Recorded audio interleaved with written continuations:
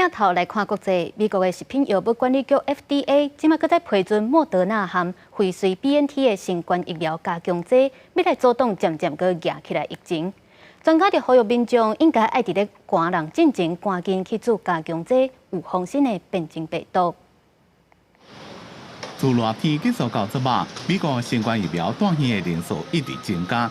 好在在已经有做过疫苗，依然有一定的保护力，断线的人数无去年同期遮多。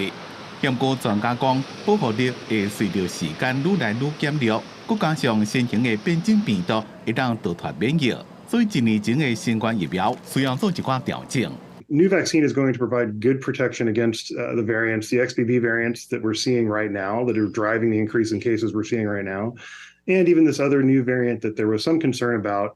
It does look like the new vaccine will provide good protection against that, and so that's a good thing as well. 美国食品药物管理局 FDA 10月批准对12岁以上的民众，自莫德纳加辉瑞 BNT 所推出的上新加强针。若估计到11岁囡仔是要紧急授权，就算唔捌做过疫苗的人也适用。FDA 也讲，虽然加强针所要对付的变异株 XBB.1.5。已经唔是美国主流的病毒株，不过因为 XBB.1.5 甲即马主流的病毒株正同款，所以这种疫苗另外让有保护的作用，来减缓3种威胁同时发生的危机。In the U.S., I suspect we'll see RSV peaking again this winter, along with flu and possibly COVID as well. So COVID cases are going up right now.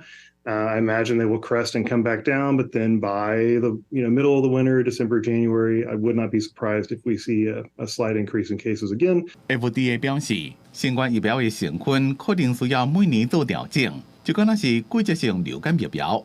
莫德纳的执行长也鼓励高风险族群同时做流感疫苗加新冠加强针。公司新闻郑伟林编辑。